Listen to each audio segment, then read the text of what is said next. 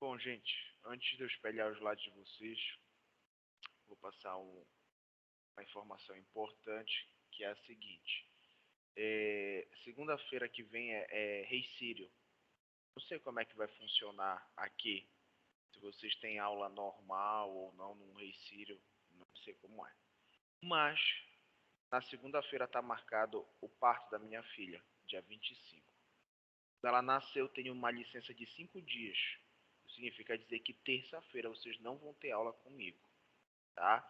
Então, claro, que pode, pela natureza, a minha esposa entrar em trabalho de parto antes disso, né? Mas isso significa dizer que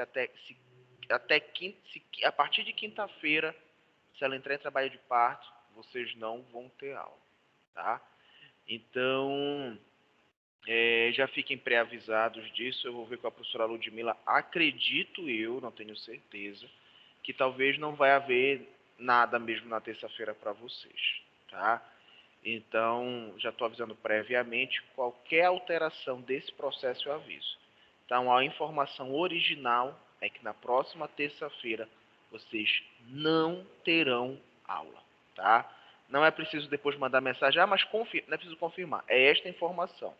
Caso seja contrário a isso, ou seja, somente se a minha filha nascer hoje, amanhã, aí sim, vai ter aula. Mas eu acho muito difícil, tá bom?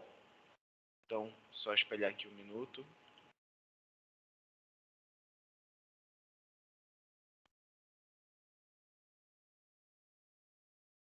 Pessoal de casa, tá aparecendo o slide para vocês, sim ou não? Sim. Sim, Sim. perfeito. Então, Sim. olhem só. Hoje nós vamos dar continuidade falando sobre a NR7. Talvez para quem faltou a aula passada, talvez não saiba, mas nós estamos falando sobre o grande conteúdo que vai constituir a segunda avaliação de vocês. E falar em segunda avaliação, a gente acabou de passar pela primeira, mas é importante que a segunda avaliação já está marcada para a última semana de novembro. Então, a partir da semana que vem, a gente já começa uma nova etapa, porque o dia 1º ou 2, finados é 2 de novembro, né? Eu não sei se vocês já viram, é uma terça-feira. Então, significa dizer que na próxima terça não tem aula, na outra terça não tem aula, na outra, praticamente, a gente já vai tentar finalizar NRs, e a gente tem mais uma ou duas, depois dessa tem mais uma aula ou duas antes da prova. Vai dar certinho para a gente terminar NR e fazer atividade de revisão para a prova, tá? Então não se preocupem com isso, até mesmo porque não são todas as NRs que vão cair na prova de vocês, tá bom? Hoje nós vamos dar continuidade falando sobre a NR7. A NR7, ela não esqueçam disso, uma das NRs mais apropriadas que envolve os trabalhos na saúde. Significa dizer que o médico do trabalho, o enfermeiro do trabalho, o técnico de enfermagem que tem capacitação em saúde do trabalhador, trabalham ativamente com a NR7, que a gente conhece por PCMSO, que é o Programa de Controle Médico em Saúde Ocupacional, tá? Esse PCMSO, ele envolve todos os critérios que levam à observação de saúde do trabalhador. Então, o que é que acontece? Esse programa em específico não vai fazer com que o enfermeiro do trabalho chegue aqui e fique olhando, por exemplo, para desnível no solo, fique olhando para o ar-condicionado. Não, ele vai visar estritamente a saúde do trabalhador. Primeiro, ele vai querer identificar o que este trabalhador tem, para depois observar o que pode estar causando este efeito. Claro que todo trabalhador que adoece, nem sempre isso está relacionado ao ambiente de trabalho. Então, por exemplo, o trabalhador desenvolveu um transtorno de ansiedade. Pode estar relacionado ao trabalho? Pode, mas a gente não sabe se é só por lá. Isso significa dizer que há uma grande dificuldade na relação ou na comprovação da relação entre um processo patológico e o ambiente de trabalho. Não dá para alguém que trabalha no computador aqui comigo direto chegar para mim e falar assim: olha, hoje eu não consigo mexer a minha mão de tanta dor. Olha, o cara está com uma lera, uma DORT, acidente de trabalho. Pode não ter nada a ver. Esse indivíduo pode ter uma síndrome dedo engatilhado, síndrome do carpo, pode ter até uma doença mais grave, como uma artrite, por exemplo, e ele está apenas potencializando o risco. Ele não está adoecendo por causa do trabalho. Ele está piorando o problema por causa do trabalho. São situações bem diferentes na justiça do trabalho. Tá?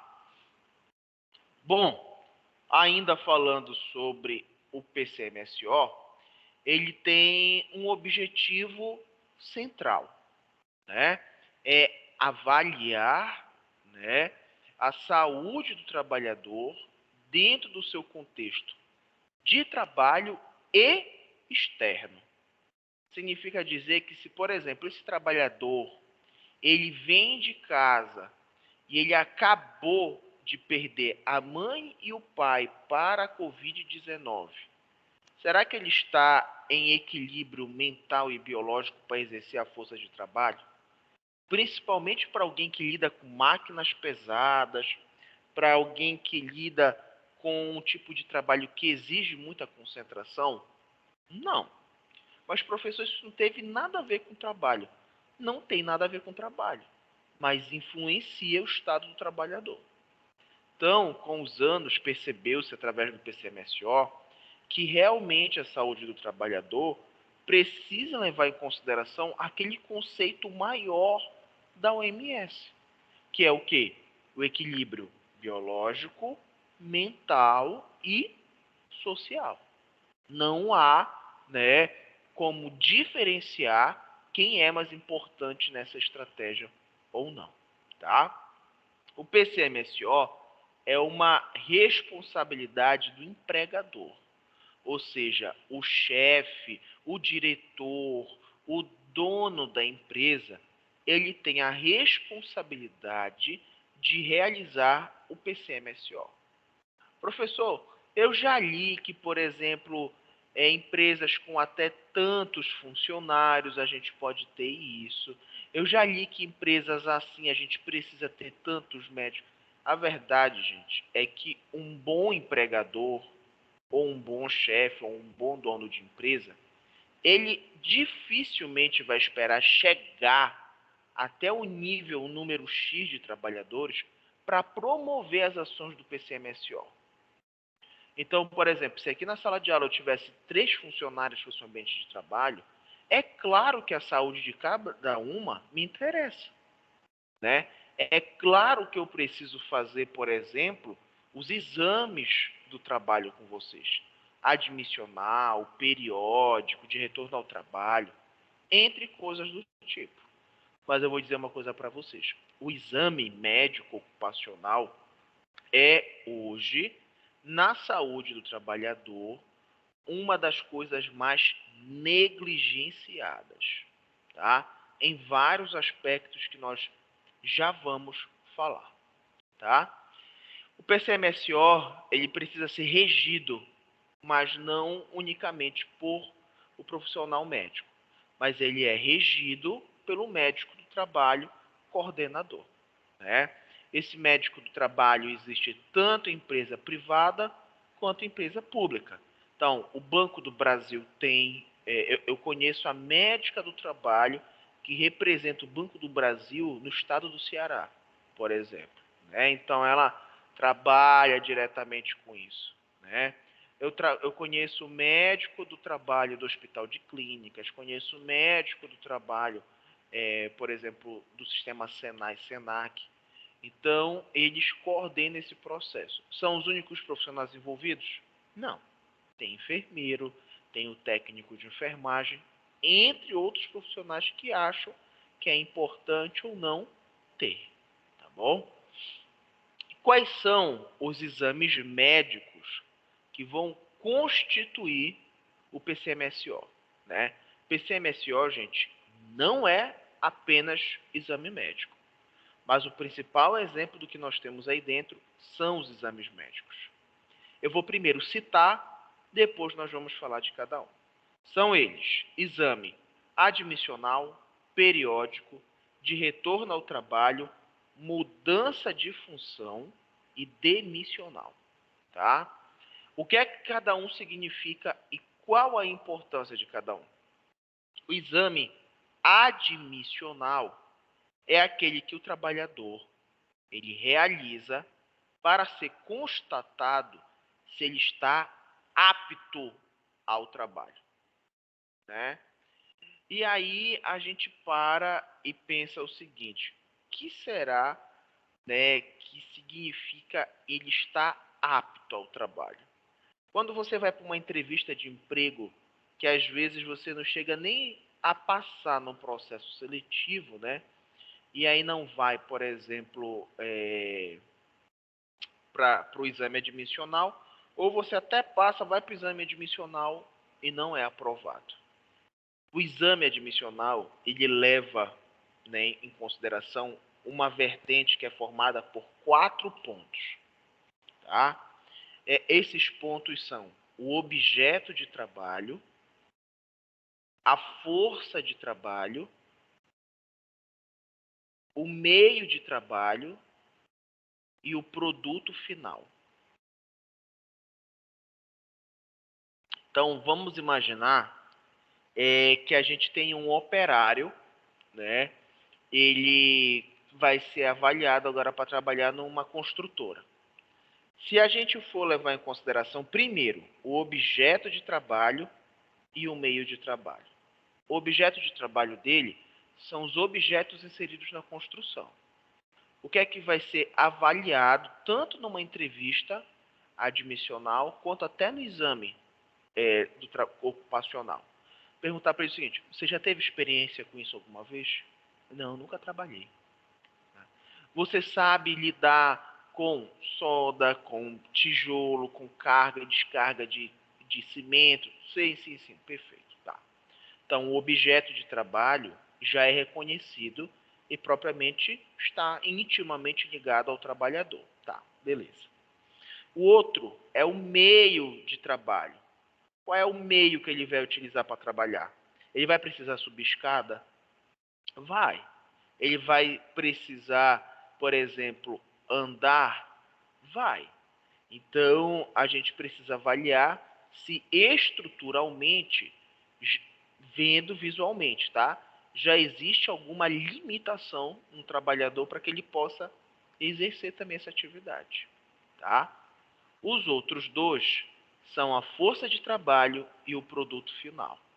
Então, a força de trabalho neste operário, vocês acham que é mais mental ou mais física? É mais física, né? Por exemplo, um professor em sala de aula tem mais força mental do que física. As duas têm a mesma importância, né? E o produto final é saber se ele consegue originar tudo o que se espera dele, que é, por exemplo, a construção de um prédio, de uma casa, de uma parede. Então, por exemplo, quando a gente vai fazer uma entrevista de trabalho e no exame, por exemplo, admissional deste operário, a gente descobre que ele tem uma deficiência, que ele possui um desnível na perna. Então, uma perna dele é 30 centímetros menor do que a outra. Desnível importante, 30 centímetros é muita coisa. Pergunto para vocês, isso impede ele de trabalhar? Não impede ele de trabalhar, mas isso impede de trabalhar na função que ele está procurando. Então, como é que ele vai subir de maneira segura algumas escadas, um andaime, sem ter redução da funcionalidade da proteção? Então, ele pode ser considerado inapto, né, para a função. Ou seja, ele pode simplesmente ser considerado não passível de assumir esse cargo. Isso, gente, não é maldade. Nós não estamos fazendo isso porque ele é um portador de necessidade especial.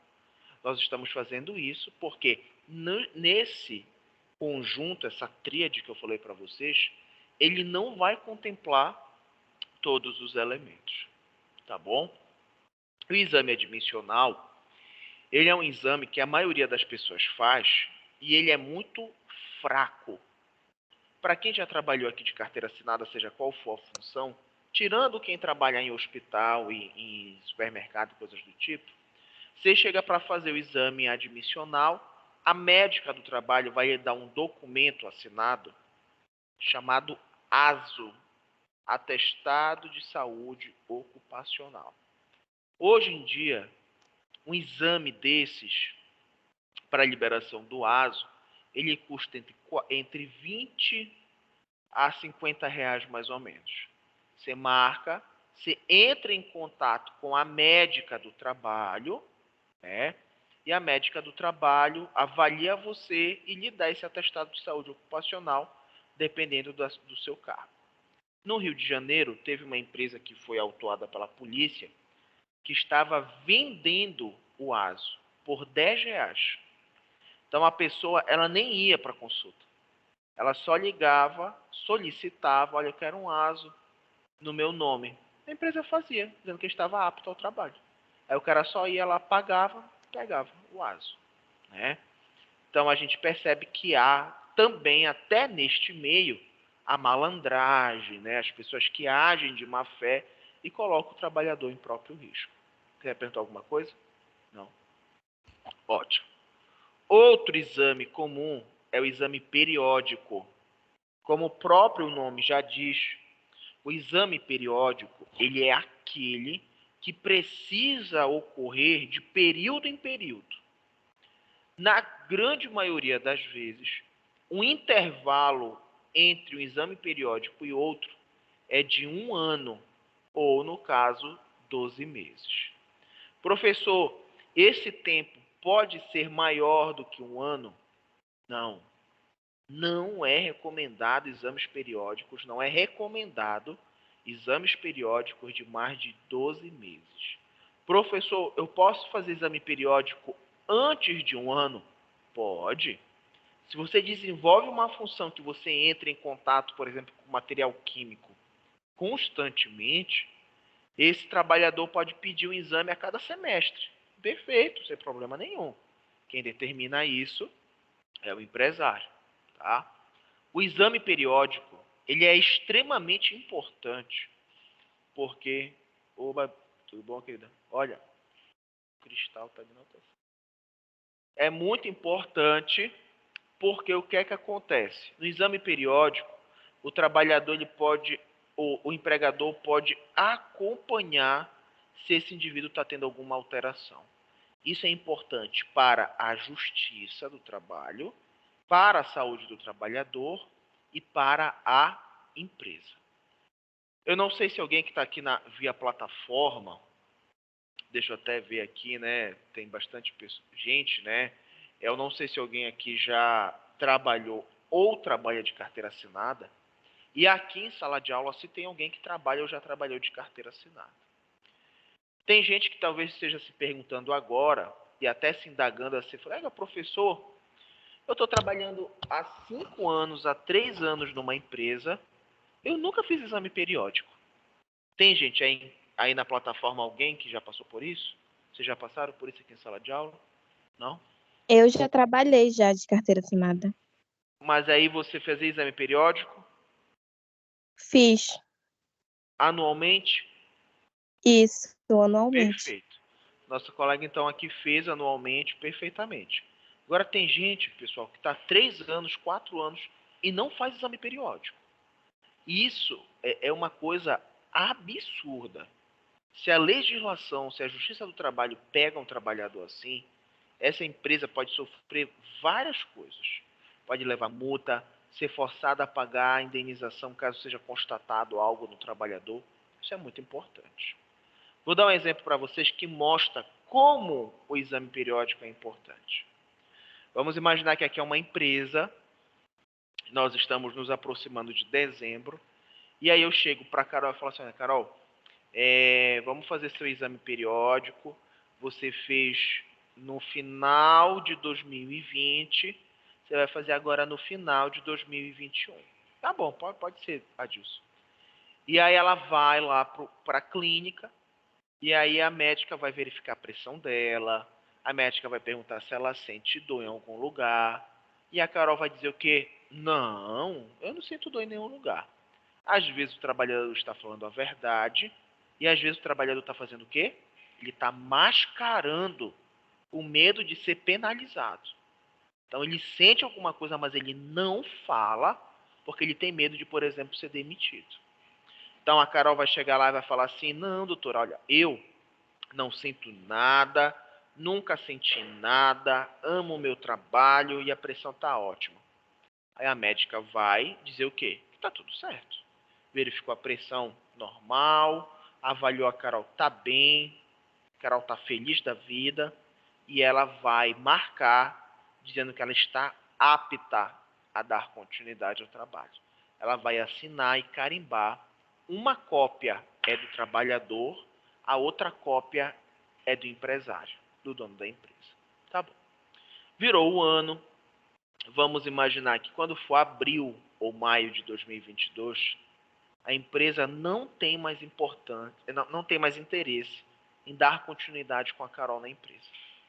Vai chamar a Carol, vai falar assim, olha, Carol, nós estamos passando por uma readaptação, a gente admira muito o seu trabalho, mas agora nesse novo perfil, a gente não está mais concretizando a continuidade de alguns trabalhadores.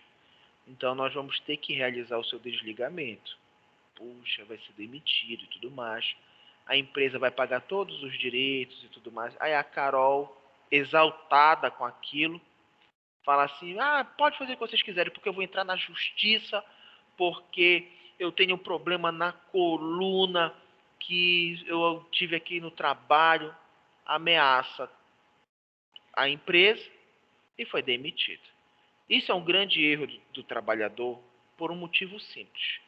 Quando ele fala para o trabalhador, ou quando ele fala para o empregador já tem a possibilidade de movendo informações contra o trabalhador. Então você vai ser demitido, você está sendo demitido, você sabe que você pode entrar na justiça por algum motivo, não vai escrachar isso para a empresa. Não vai chegar assim para os teus amigos de trabalho e falar, olha, a gente foi demitido, viu?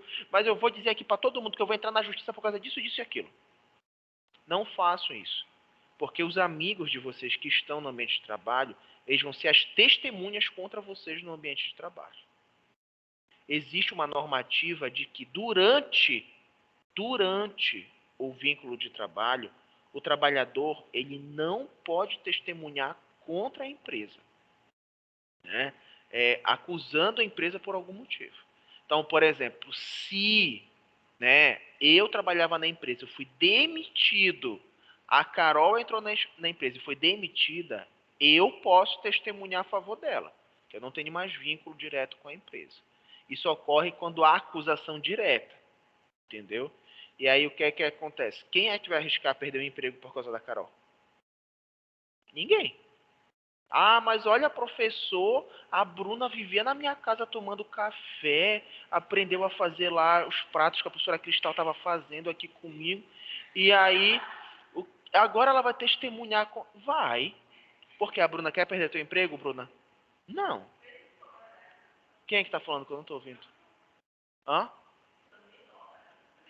Mesmo se for verdade, não entendi. Como assim verdade? Vamos falar sobre isso agora. Por que a gente fala sobre essa questão de verdade ou não? Quando a Carol saiu, Carol entrou na justiça. Beleza. Carol trabalhou 4 anos na empresa. Entrou na justiça. Vai dizer que ela tá com a coluna toda esculhambada. Ela vai para audiência de muleta porque ela não sei o que e pronto. Tá bom. Aí ela vai no médico, vai fazer um raio-x, e aí o médico cata na imagem, encontra lá uma escoliose, um bico de papagaio, alguma coisa do tipo. Pronto, tá aqui a comprovação. Tá ótimo. A Carol vai procurar um advogado. Os advogados são muito inflados por essas informações. Dificilmente o advogado vai dizer para ela, olha, certeza que você vai ganhar, mas tem uns que falam assim. Não, olha, com certeza, isso aí você pode pagar que você vai ganhar essa ação. Beleza. A pessoa vai toda entusiasmada para lá. Aí a empresa, o dono da empresa nem vai para a audiência. Né? Ele designa alguém como preposto. Chega lá, o juiz escuta todo mundo. Aí o dono da empresa, o representante, vai falar assim: Excelência, nós temos aqui todos os exames periódicos da senhora Carol, né? Onde ela, de próprio contexto, diz, própria fala, afirma que não possui nenhuma alteração no corpo, que não sente dor nenhuma, que inclusive disse que está muito feliz com o trabalho. O juiz, ele não vai nem pegar, ele tem uma tela lá no computador que você vai ter acesso. Aí ele vai pedir pro secretário da audiência, espelhe esses documentos para mim, por favor. Vai botar na tela. Aí vai perguntar, senhora Carol, a senhora reconhece esses documentos assinados? Aí ela vai olhar assim, reconheço. Se ela mentir, eles vão fazer o reconhecimento da assinatura. Se ela mentir, ela pode ser até presa, né? Ela reconhece. Aí vai perguntar, por que a senhora então afirma aqui que a senhora não está sentindo nada e agora a senhora fala que você está sentindo essa dor há 3 anos? Aí pronto. Aí a Carol vai gaguejar, não vai saber explicar, vai ficar calada. E aí, em 50 minutos, 40 minutos, acabou a audiência. A empresa ganha, né? E a Carol ainda vai ter que pagar os honorários do advogado que ela quis contratar. Então, gente, eu digo para vocês o seguinte: o mal do ambiente de trabalho é que o trabalhador ele se acha muito esperto, né? Tem gente que não pode ser demitida que fala logo, não, entra na justiça porque isso disso, isso e disso. Não é tão fácil quanto parece. Diga, Bruna.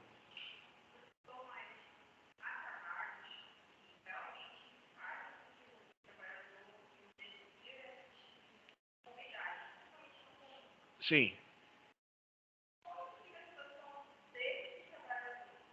Ah, pois é. Sabe qual foi o grande problema disso?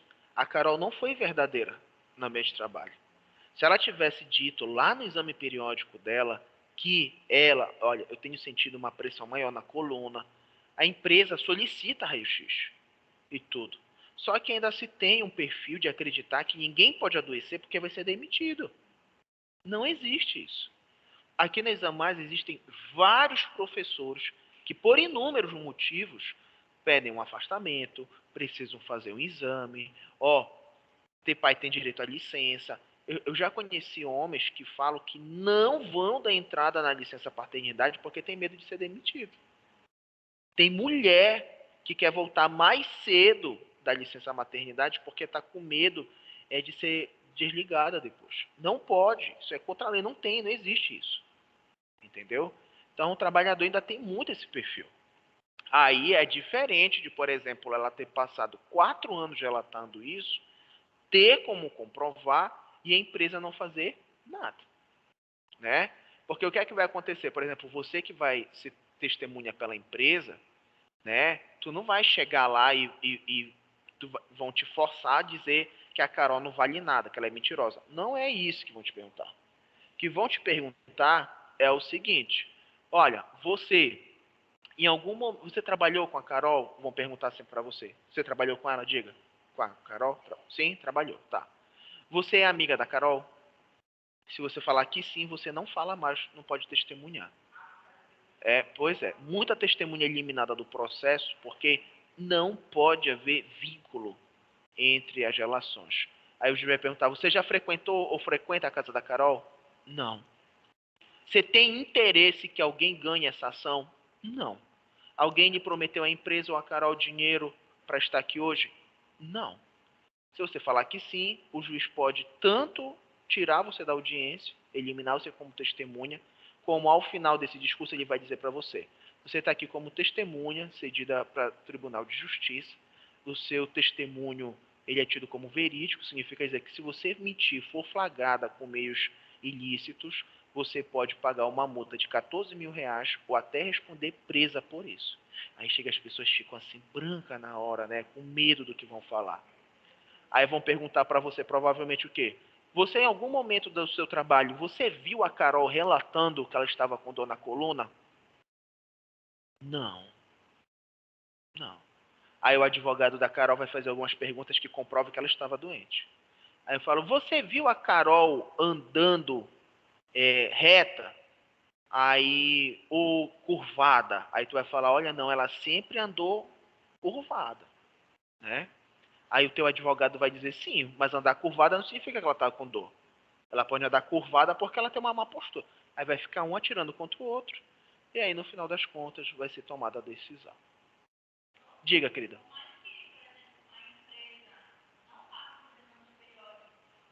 Não, se não faz exame periódico, lasqueira para a empresa.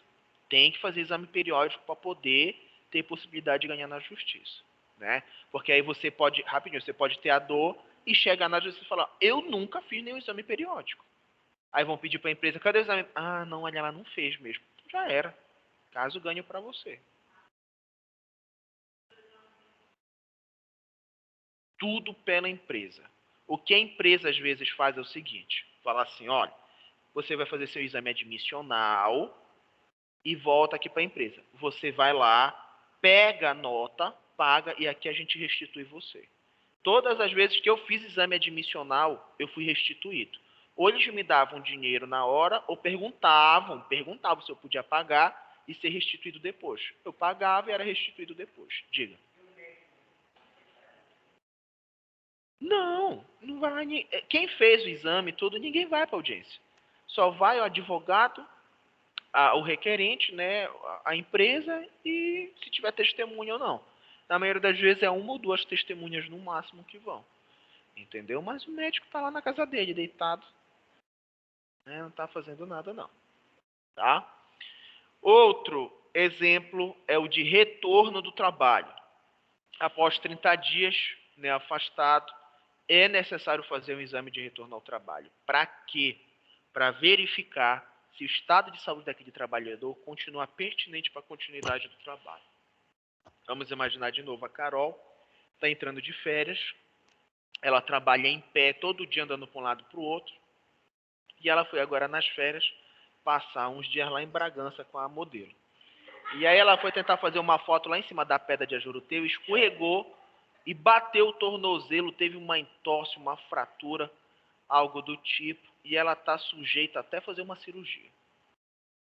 Quando ela volta para o trabalho, ela está usando aquela famosa bota ortopédica, né? O dono da empresa já, olhou aquilo. Ela bateu o pé no trabalho? Não. Mas o trabalho dela pode aumentar as lesões ali dentro. Então ele vai lá e faz um exame de retorno ao trabalho. Professor, se nesse exame for constatado que ela está inapta a dar continuidade no trabalho, ela vai ser demitida? Não necessariamente. Ela vai entrar ou de licença médica, ou o empregador vai colocá-la em outra função, entendeu? Ou seja, existem várias possibilidades para quê? Né? Então, eu repito mais uma vez que o trabalhador ele ainda fica muito assim, qualquer coisa você é demitido. Qualquer coisa você é demitido. Então, muitas vezes ele subtrai algumas informações porque a gente não gostaria que acontecesse. Tá? Diga.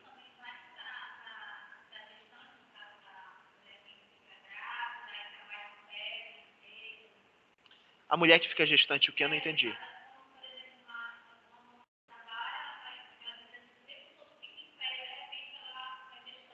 Pois é. E nós, infelizmente, ainda não temos uma lei concreta que fale sobre as atribuições da gestante direta nos ambientes de trabalho. A única coisa que nós temos é que a mulher gestante não pode trabalhar diretamente com radiação. Mas sentado, em pé, não tem nada que oriente sobre o tempo de ficar.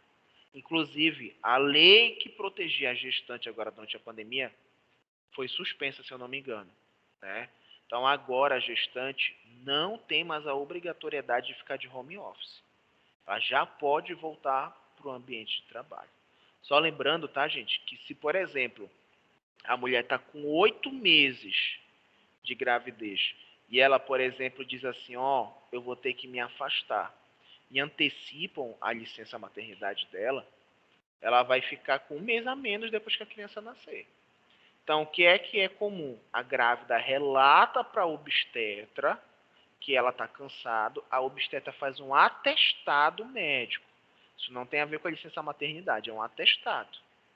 E aí põe ela como se não pode trabalhar por algum momento, por alguma coisa. Aí às vezes ela põe 15 dias, 10 dias, 2 semanas. Aí às vezes a mulher dá uma descansada, volta, trabalha 1 semana ou 2, pega outro atestado e assim vai. Tá? Coceirando o olho. Bom, outra coisa importante é os exames de mudança de função, né? Então, vamos imaginar que você vai mudar de uma função mais ativa para uma mais tranquila. Então, vamos imaginar que aqui é uma grande loja, a Carol trabalha como vendedora, andando todo dia, carregando roupa, né? Fica para um lado e para o outro. E aí ela se destacou e agora ela vai trabalhar no setor administrativo da loja. Ela vai ser uma gerente geral, vai trabalhar numa sala com cadeira e uma mesa, ela vai ficar sentada todo dia. Ter uma função que aparentemente é mais tranquila não significa dizer que você também está apto a essa função, né? Então, por exemplo, antes a Carol, que agora exercia mais movimento com as pernas, né, e os braços, ela vai ficar numa posição maior, vai sobrecarregar mais a coluna e vai fazer movimentos mais repetitivos com o punho e com os dedos. Então ela precisa avaliar se, por exemplo, ela já não tem alguma alteração no punho, se ela não tem alguma dificuldade em manter a postura correta da coluna, entre outros exemplos. Aí sim a gente precisa fazer uma avaliação importante sobre isso. Tá? Peraí.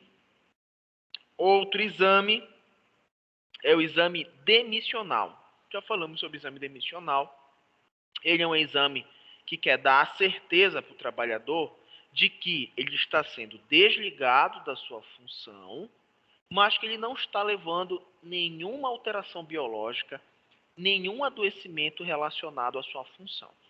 Então é uma obrigatoriedade, da empresa assegurar a saída deste trabalhador de maneira saudável, tá? Vou dar um exemplo para vocês, um dos exames demissionais que eu fiz que foram mais completos foi numa época que eu dava aula no Senac. E aí eu precisei sair do Senac. Independente de você ser demitido ou você pedir demissão, você precisa fazer o exame demissional. E aí eles me orientaram aí no prédio que fica ali na 1º de dezembro, perto da Mauriti, que é o Senai, lá o núcleo deles para fazer o exame demissional. Eu fui avaliado pelo técnico de enfermagem, que avaliou minha glicemia, minha pressão, pediu exame de sangue. Eu fui avaliado pelo enfermeiro do trabalho e, por último, eu fui avaliado pelo médico do trabalho. Me fizeram tanta pergunta, avaliaram até se eu estava dormindo bem, se eu estava nervoso por algum motivo, se eu estava tendo insônia. Então, este sim foi um exame demissional completo. E no final, eles me perguntaram assim: o senhor concorda que o senhor não traz nenhum problema de origem mental, biológica, decorrente da sua função do trabalho? Sim. Então, marque aqui sim e assine. Pronto. Já era. Né? Então, muito importante. Esses exames em questão, esse documento que se diz que você está apto ou não ao trabalho, é o famoso ASO, que é o nosso atestado de saúde ocupacional. Tá bom? Diga, Bruno, você quer falar alguma coisa? Tá com cara de dúvida? Para fora, que eu não estou ouvindo. Significa Programa de Controle Médico de Saúde Ocupacional.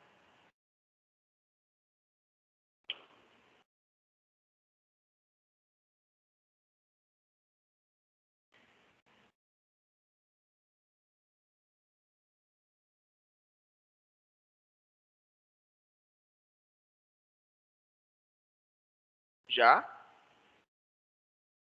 Já?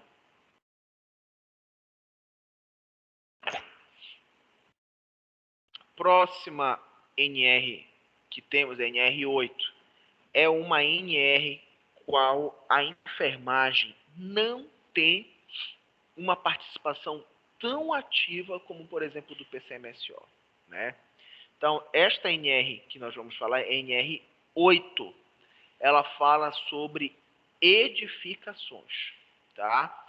Então, como eu disse para vocês, é uma NR que nós não temos muita propriedade, então nós vamos apenas caracterizar essa NR sobre o que aspectos ela trata, tá? Então, olhem só, gente. A NR8, ela promove os requisitos mínimos de segurança e conforto. É ela que vai determinar o espaço para circulação de pessoas. É ela quem vai determinar a angularidade de rampas, o tamanho de passagens, inclusive, gente, a distância do degrau de uma escada. Então, os degraus têm que ter uma altura X, né? Só para vocês terem ideia, se o degrau tivesse cerca de meio centímetro de altura a mais, quase todo mundo tropeçaria, né? Então, existem cálculos corretos para isso. É em todo lugar que a gente vê isso? Claro que não. Tem gente que lá na casa faz uma escada que parece que a escada é reta assim. O cara para subir tem que se apoiando, faz um degrau desse tamanho. Claro, não teve padrão correto, né, feito. Bom, fala sobre as proteções contra intempéries. Não sei se vocês já viram isso, mas um prédio, quando está sendo levantado, ele tem uma espécie de rede de proteção, né? Aquilo protege não só, por exemplo, as casas que estão ao lado de não cair entulho, como protege também o entulho de obra de atingir algum operário que esteja até mesmo protegido contra essa tela, tá? Fala sobre isolamento acústico e a proteção contra a insolação. A verdade, gente, é que as intempéries da natureza, elas são situações que chamam a atenção do trabalhador porque expõem eles a um risco. Então, eu vou dizer para vocês o seguinte. Quando é à noite, vou até mostrar aqui pelo celular, vocês olham aqueles prédios em pés na cidade, né? Quando vocês olham para a ponta do edifício, tem uma antena com a ponta vermelha. Vocês já viram? À noite. Ponta amarela ou vermelha, mas a tendência é que seja vermelha. Vocês sabem para que existe essa antena? A antena vermelha, ela serve como sinalizador para o transporte aéreo. Então, às vezes é muito escuro, o avião vai se guiando também por essa antena vermelha. A estrutura de um prédio, ela tem uma antena chamada de para-raio, né? Então, a gente tem uma outra antena no prédio chamada de para-raio. Ela protege todo mundo que estiver a 45 graus de distância do solo. Então, olhem para cá. Está aqui o prédio, a antena, 45 graus, é isso aqui, ó. Aí a gente traça a reta e a tangente. Todo mundo que está bem aqui está protegido contra raio, que o prédio faz essa proteção. Quando você vai construir, por exemplo, um supermercado, vou dar um exemplo para vocês. O líder de Capanema, você tem uma área descampada, aberta. Significa dizer que a proteção das intempéries de raio, por exemplo, da chuva, não existe. Então, o trabalhador, quando começa a chover, ele não deve estar exercendo força de trabalho. Aqui em Belém, é muito difícil a gente ver isso. Tá chovendo, tu olha para a construção, tem nego lá trabalhando, né, fazendo e acontecendo. Isso daí oferece risco muitas vezes. Risco de, por exemplo, choveu, alaga, a obra. E eletricidade, e os fios elétricos, e coisas do tipo, né? Claro que aqui em Belém do Pará, dependendo da obra, não dá para parar com toda a chuva, né? Porque chove quase todo dia. Então é complicado falar sobre isso, tá?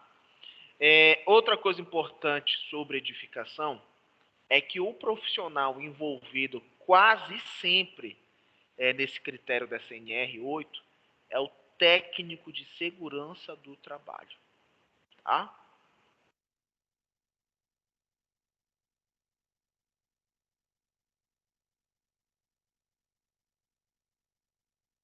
Bom, olhem só, a NR9 continua sendo uma outra NR que a enfermagem não trabalha diretamente, tá?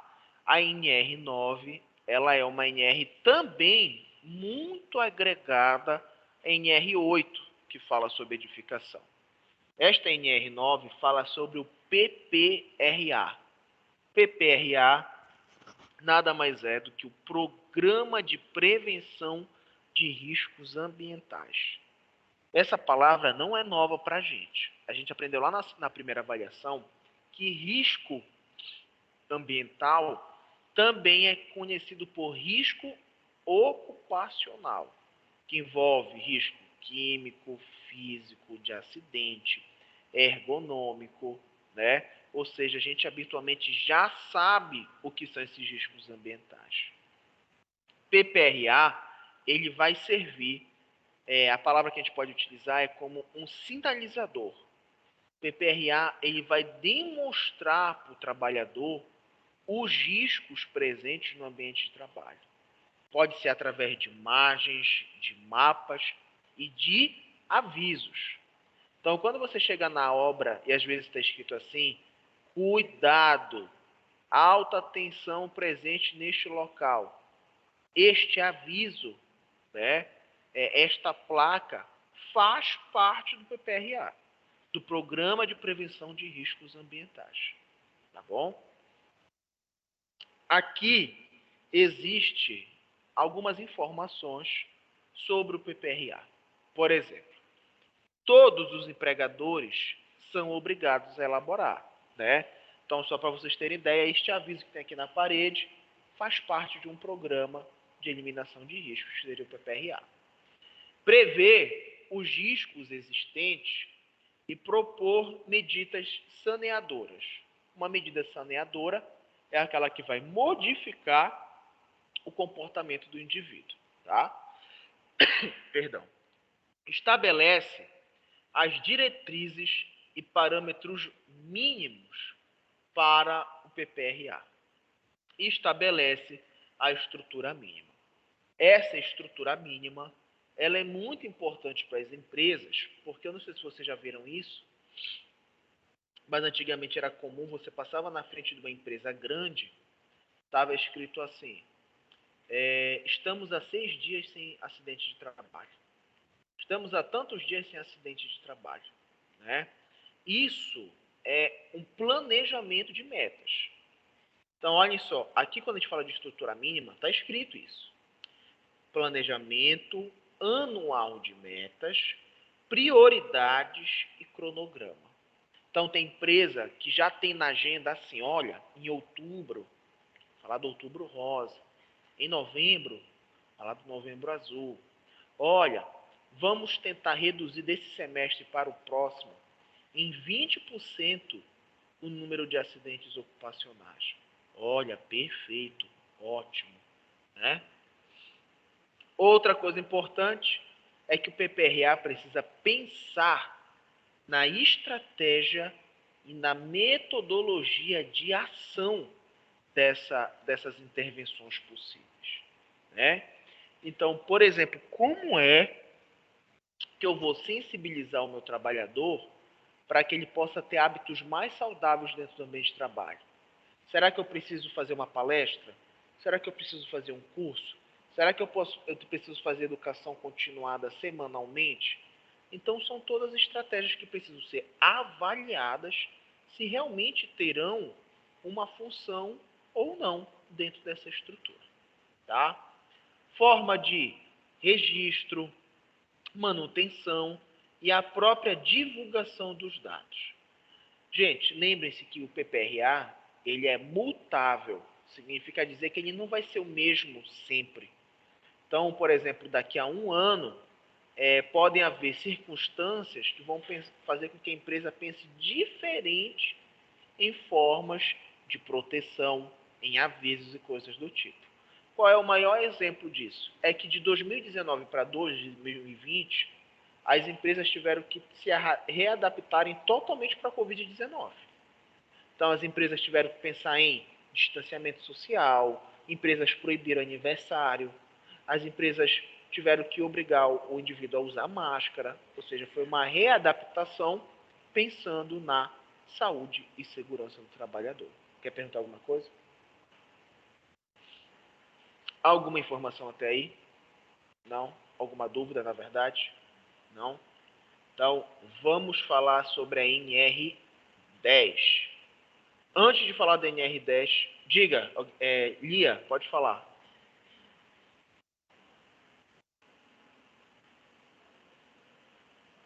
Levantou a mão aqui, eu não sei se ela levantou sem querer. Eu acho que foi sem querer, professor. Foi, tá bom. Gente, pega um copo de água ali, eu já volto, tá? É rápido, não é intervalo não, tá? Já volto.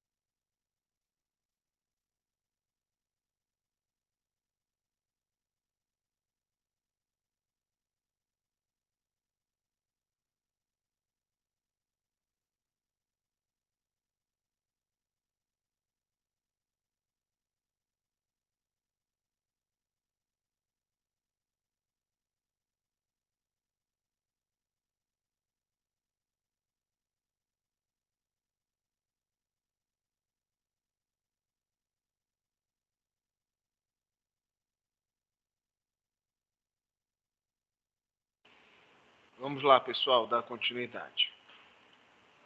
Olhem só. Próxima NR que nós vamos falar é a NR10, tá? Ela fala sobre... Só ver um negócio aqui, gente. Fala sobre as instalações e serviços em eletricidade. Então, só tirei esse slide aqui que está em branco.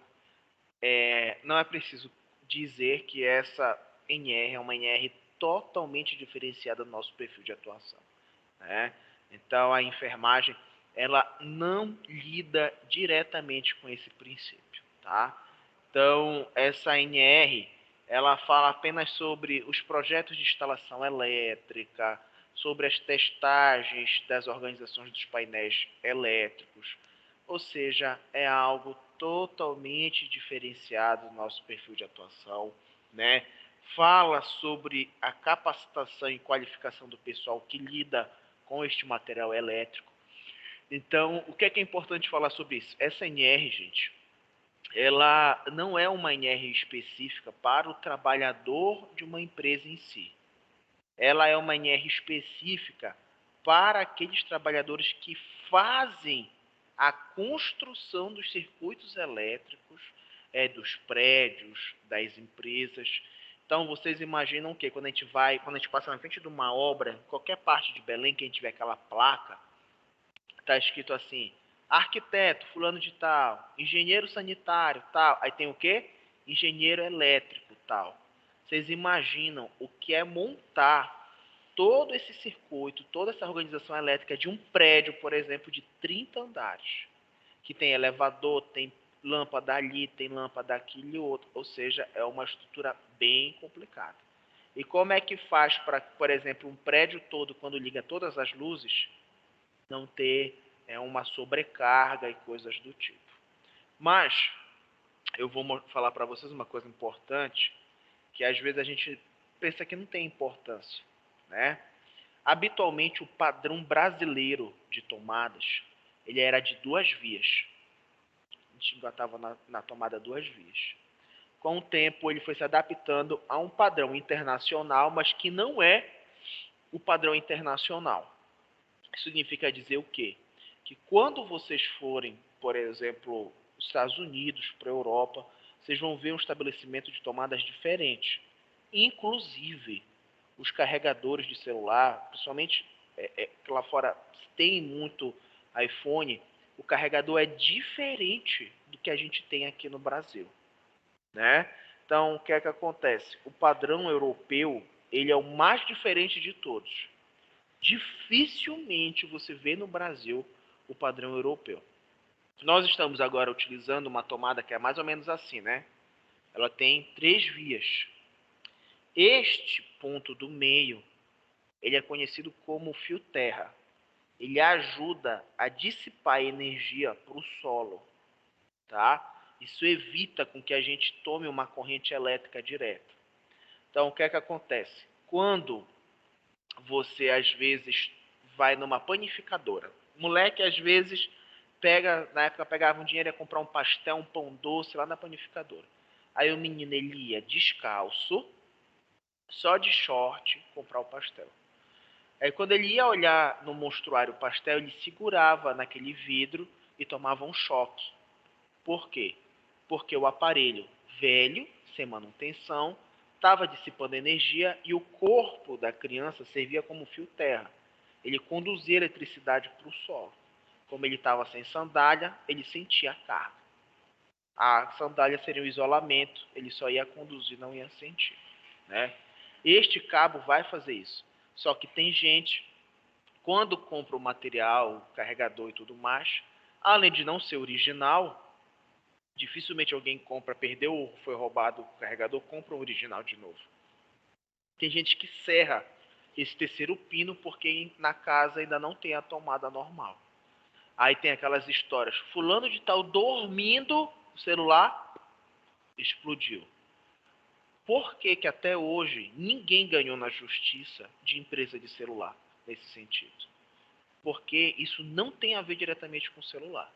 Isso tem a ver com a corrente e a tomada utilizada para tal serviço. Então, as pessoas utilizam o carregador sobre a extensão, eu não sei se vocês sabem disso, né? Mas a extensão, ela reduz o estado de vida de material elétrico, né?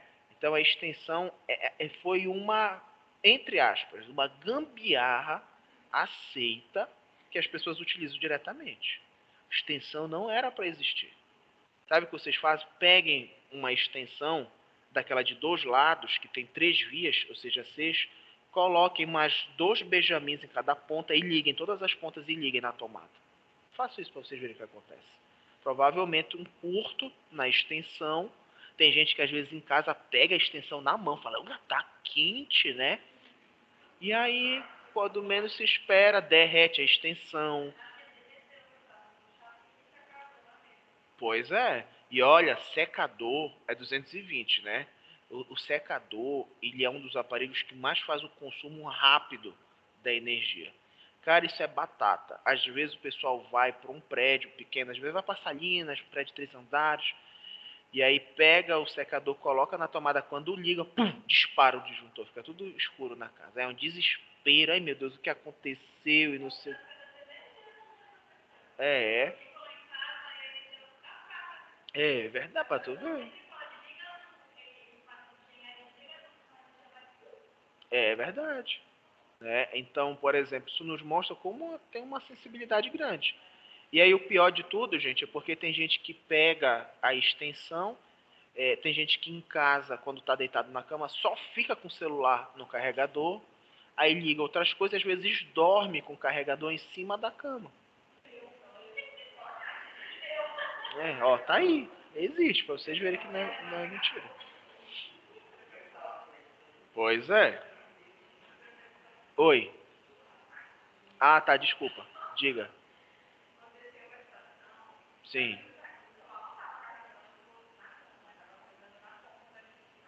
certo.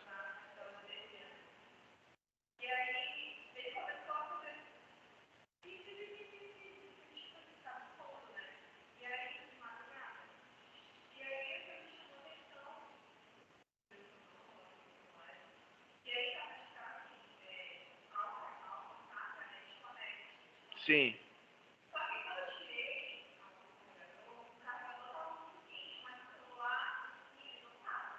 certo. Que detecta, né? É, e olha, gente, hoje infelizmente é complicado a gente falar de produto original, que é muito caro às vezes. E a gente está habituado, passa ali na esquina, quanto é? R$ 10. Ah, então, né, toma. E aí, mas infelizmente não tem alguns padrões de segurança, de isolamento interno, coisas do tipo. Né? Então, realmente é muito complicado. Né? Imagina só a destreza que essas pessoas têm que ter para fazer toda a fiação 10 a mais, por exemplo. Né? É complicado. Tá? Outra NR importante para a gente falar é a NR11. Esta NR, a enfermagem já trabalha mais presencialmente, mas ainda não como é que eu posso dizer para vocês, aquele setor onde a enfermagem do trabalho trabalha tão ativamente como, por exemplo, no PCMSO, tá bom? Essa NR11, ela fala sobre o transporte, movimentação, armazenagem e manuseio de materiais, tá? Então, ela que vai falar sobre a postura, por exemplo, da sobrecarga de material. Então, gente, pense o seguinte, perdão, uma pessoa quando está, por exemplo, com o celular na mão, andando na rua, sentado no bar, e ele flexiona todo o pescoço, né, para baixo, olhando, por exemplo, o celular e mexendo, ele costuma sobrecarregar em média 20 quilos a coluna, né? Então, se o cara passar o dia todo assim, olhando para baixo, mexendo, ele vai ter dores. Tem gente que até usando muito celular, às vezes faz assim, ai, aí volta pro celular, que a coluna fica tensionada, né? E aí o que é que acontece? Aqui nós temos uma imagem que nos mostra perfeitamente como ocorre esse agachamento das pessoas para pegar algo no chão. É assim que todo mundo faz? Não. Ao contrário, é muito difícil ver alguém fazer isso dessa forma. A maioria das pessoas faz o quê? Só se abaixa e pega o material, curvando a coluna de uma maneira irregular. Na maioria das vezes, a carga que nós aguentamos com um braço, em média, é de 39 quilos no máximo. Não significa dizer que você tem que carregar todo dia 39 quilos no braço. Isso é no máximo. Já está lidando com a sobrecarga.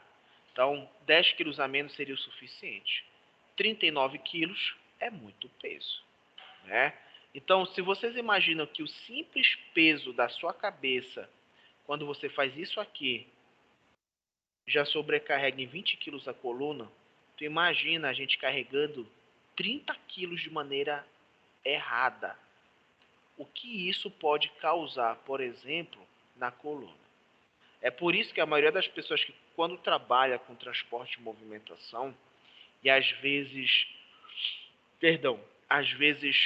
trabalha de segunda a sexta carregando isso, em menos de um ano já apresentam, às vezes, alterações severas da coluna vertebral.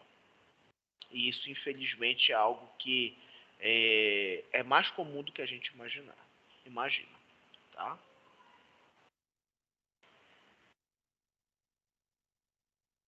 Bom, NR12 fala sobre máquinas e equipamentos. Ou seja, essa NR é a NR que vai fazer uma abordagem da proteção envolvendo maquinário, seja ele qual for. Dentro de fábricas, pequenas fábricas e até grandes fábricas, independente do setor, esta NR vai fazer essa abordagem, tá?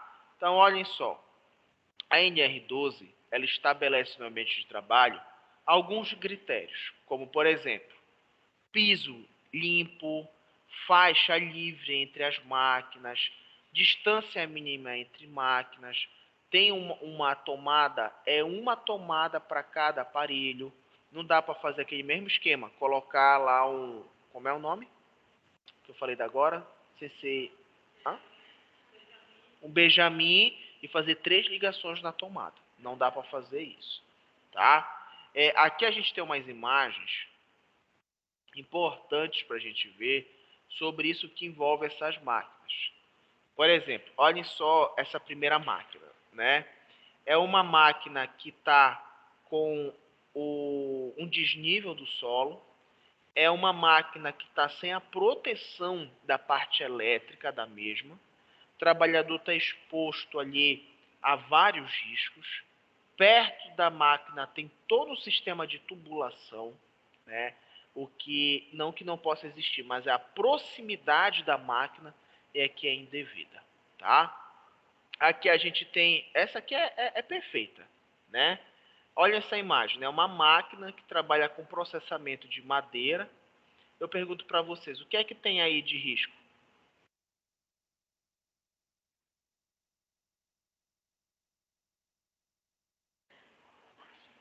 Não, não é possível, gente. Tem muita coisa aí. Ele precisava estar com um capacete, mais equipado, sem EPI, está Certo, muito próximo dessa máquina, está sem sapato.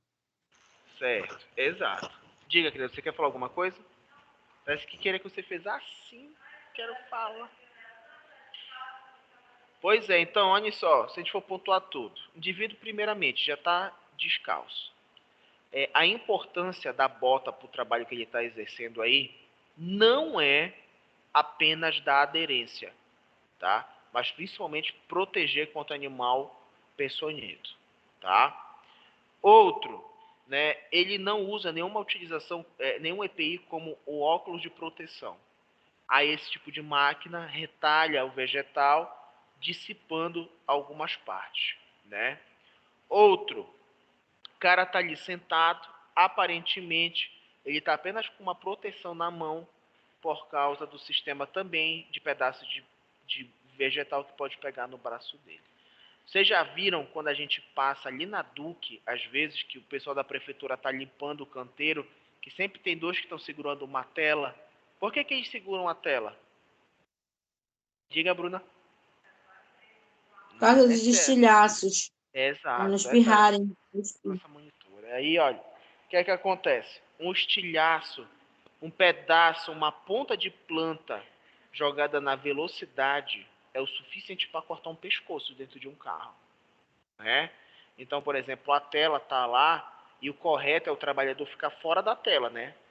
Perceba isso, que a gente tem um trabalhador que é tão mal informado que ele fica dentro da área da tela, levando a chibata de pedaço de capim e tudo mais. Então não é para fazer isso, é para ficar fora da tela. Oi? Exatamente. Aí o cara fica lá limpando. Tanto que o cara que fica lá fazendo a roçagem, né, com a máquina, vocês veem que ele tem a bota, tem tipo um colete que ele usa, né, luva, que é justamente para proteger ele contra esse contato direto. Tá? Aqui tem um outro exemplo de maquinário que usa um eixo de giro, né? Isso aqui em Belém gera um acidente muito comum chamado de escalpelamento, né? Escalpelamento aqui no Pará não é só mulheres que passam por isso, homens também passam. E esse tipo de desproteção de eixo é o que leva ao acidente. A mulher às vezes se debruça sobre a máquina, um pequeno ramo de cabelo entra em contato com o eixo, gira, puxa e às vezes arranca. É tão forte que às vezes há perda de pedaço do crânio, né? Então, pois é uma coisa bem chocante mesmo, tá bom? Oi.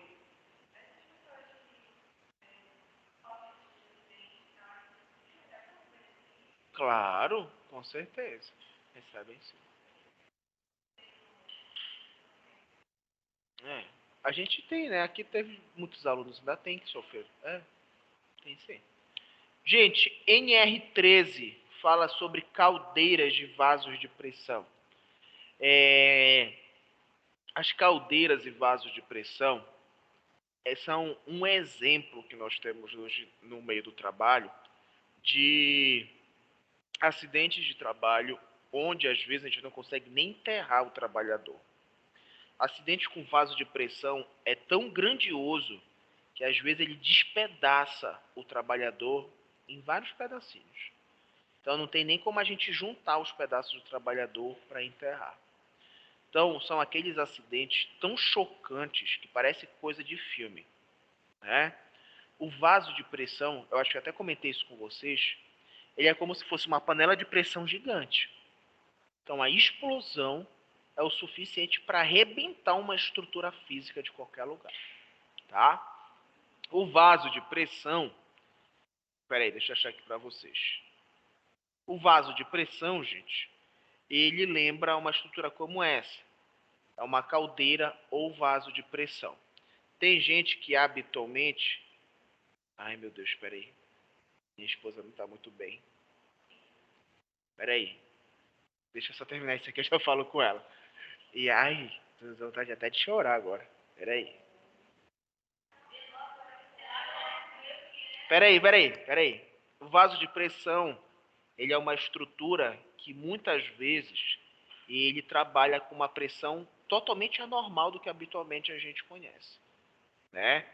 Então, a gente quando olha uma estrutura como essa, talvez a gente não tenha o nível de significância do que ela simboliza, mas só para vocês terem ideia, o simples fato de às vezes apoiar um material de 10 quilos ou mais sobre uma estrutura como essa, pode causar uma irregularidade na pressão e levar ele a explodir.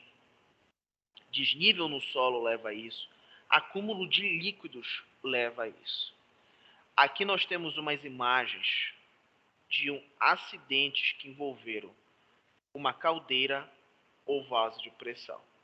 Então aqui foi a explosão de uma casa de caldeira, né? Olhem só o dimensionamento dessa explosão, né? Acabou com a casa toda. Olha, isso aqui, gente, eu quero que vocês vejam a seguinte imagem. Olha só o tamanho da pessoa. Tá vendo bem aqui a pessoa no cantinho?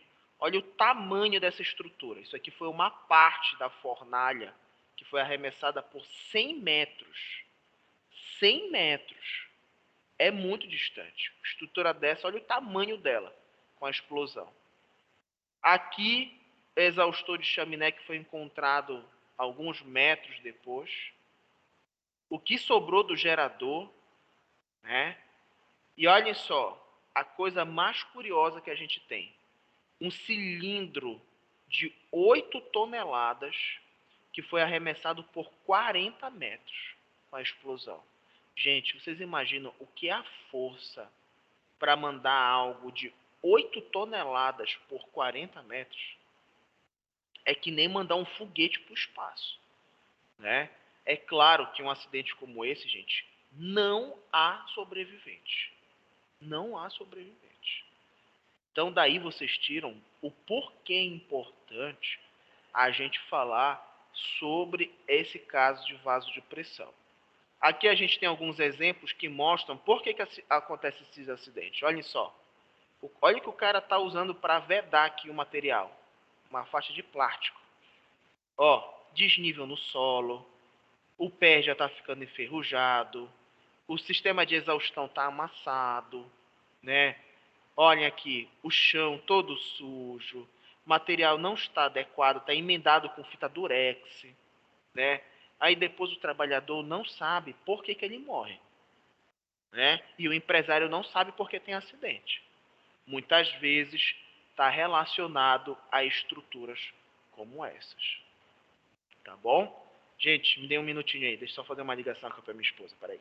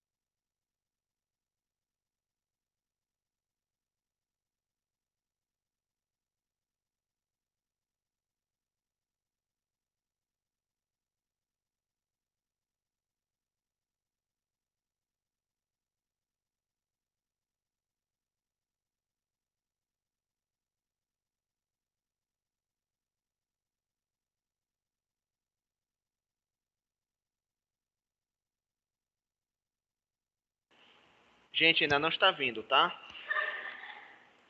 Vamos dar continuidade. Então, gente, continuando esse assunto que envolve caldeira e vaso de pressão, talvez este exemplo mostre para vocês como a segurança ele pode ser um diferencial. Claro que você que sofreu um corte, uma fratura no ambiente de trabalho, já é algo grave. Agora, você imagina o que é a morte no ambiente de trabalho. Uma morte como esta, por exemplo. Né? E eu vou dizer uma coisa para vocês. Não pensem que isso está longe da cidade. Pois é. Isso existe e está espalhado por aí. Empresas, às vezes, que trabalham com processamento de alimento,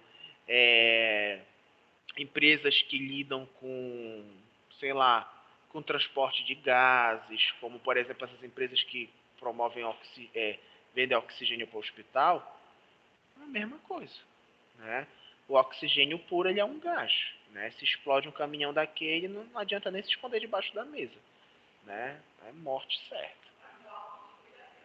Já era, né? Bom, NR14 fala sobre as medidas protetivas com forno. Isso aqui na imagem, gente, não é um forno de cozinha, né? E aí eu digo para vocês, será que em casa todo mundo sabe lidar com forno? Não, né? Qual é um hábito muito comum que se tem no forno? A pessoa tá... Diga, qual é, Bruno? Conta. Sim.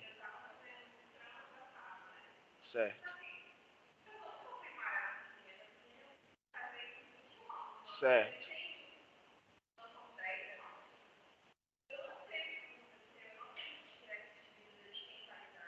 Sim.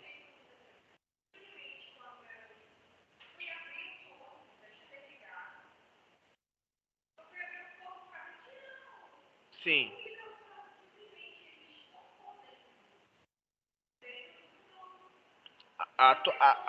Tu botou luva para pegar o Pirex? Tu pegaste a luva ou tu botaste toalha? Guardanapo, tem que tava molhado, o guardanapo, frio, porque às vezes a conversão térmica estoura. Às vezes entra em contato. Vou dar um exemplo para vocês, uma coisa que é comum, como esse exemplo que tu deste. Eu não sei como é o que tu estava fazendo, mas eu vou dar um exemplo para vocês. Às vezes o cara tá com o fogão ligado, e aí às vezes ele tem, por exemplo, a cozinha, como é que se diz? Ela tem um conceito aberto com a sala. Aí tem gente que liga, tipo, o ar-condicionado da sala, o ar fica totalmente frio, aí quando entra, causa um choque térmico e fissura. Se vocês pegarem uma garrafa long neck de cerveja e deixar mergulhada na água quente e logo depois botar na água fria, ela vai trincar. Né? É normal. É muito perigoso isso aí. Mas olha, uma situação muito comum com forno também, tem gente que vai ver comida, abre o forno e mete a cara, aí vem aquele ar quente no rosto. Isso é um forno de cozinha. Agora tu imagina um forno desse, que a temperatura é muito maior, tem gente que queima a retina dessa forma. Né? O pior não é perder a sobrancelha e os cílios, é ter uma lesão na retina e nunca mais enxergar. Né? Olha, gente, essa NR14 que fala sobre forno, né? Ele também é uma NR que a enfermagem não lida diretamente. É outra NR que o técnico de segurança do trabalho ele toma como própria e lida, né, dentro desse estabelecimento. Então fala sobre sistema anti-explosão, fala sobre como eliminar gases nocivos, como acende esse forno. Então vou dar um exemplo para vocês. Quando a gente vai numa empresa que trabalha com cristais, o forno que nutre, que vai derreter o cristal, ele nunca é apagado, vocês sabiam? Ele só diminui a sua potência e aumenta a sua potência. O forno, ele nunca é desligado, muitas vezes pelo perigo existente ao ligar o forno, sabia? Então imagina uma empresa ficar com o forno ligado 24 horas para sempre, enquanto durar a empresa, né? Só para vocês terem ideia, eu tive a oportunidade de conhecer uma fábrica dessa. Aqui onde tem a coluna dessa sala, que está numa distância boa, praticamente quase uns 10 metros de mim, o cara, quando abria o forno e ele tirava a peça lá de dentro, que é da origem ao cristal, eu sentia o calor da peça dessa distância. Eu sentia perto da minha perna o calor. Então, daí vocês tiram. Agora, tu imagina o que é encostar o dedo. Não é, gente, que nem encostar no ferro de passar roupa, né? O tempo que você entra em contato com material como esse é o suficiente, às vezes, para tirar a ponta do teu dedo. Né? Então, a gente está falando de queimaduras bem diferentes do que habitualmente nós conhecemos. Bom, a nossa NR15, ela fala sobre atividades e operações insalubres. Essa NR em específico, gente, quem lida com ela são pessoas bem específicas, né? Então, às vezes, nós estamos falando até de corpo de bombeiros, onde tem profissionais que lidam com a saúde do trabalhador, trabalham diretamente com essas estruturas que precisam de proteção insalubre, tá? Não esqueça que a insalubridade é um meio onde o indivíduo trabalha que oferece riscos diretos à saúde. O que são? São atividades e operações insalubres são aqueles que se desenvolvem acima dos limites de tolerância estabelecidos por esta NR. E o que é o limite de tolerância? É a concentração ou intensidade máxima ou mínima relacionada com a natureza e o tempo de exposição ao agente, que causará dano à saúde do trabalhador durante a sua vida laboral. Então, nós temos grupos profissionais que lidam diretamente com esta INR, que é a avaliação da operação insalubre. Eu vou só passar aqui rapidinho, qualquer coisa eu volto. Que, gente, isso aqui são as normativas de insalubridade. Então, os trabalhadores dessa INR específica lidam com os limites de ruído de impacto, exposição ao calor, ruído contínuo, radiação ionizante, condição hiperbárica, que é de pressão maior, ou seja, são partes, como eu disse para vocês, bem específicas e que a enfermagem também não trabalha de maneira específica. É o engenheiro de segurança do trabalho e corpo de bombeiros especialista nessa área. Tá? Alguma pergunta até aí? Não? Gente, vamos ficar até a NR15, tá? Nós temos depois algumas NRs maiores. Vamos ficar até a NR15, tá? Eu vou lá em casa dar um apoio para minha esposa também, que ela não está muito bem. E aí, qualquer coisa, daqui a pouco, amanhã, a aula de vocês já estará na plataforma. Se alguém tiver alguma dúvida ou qualquer coisa, é só procurar, tá bom? Pessoal de casa, alguém tem alguma dúvida, sim ou não? Não, professor. Não, professor. Não? Não, professor. Perfeito. Então, gente... Professor,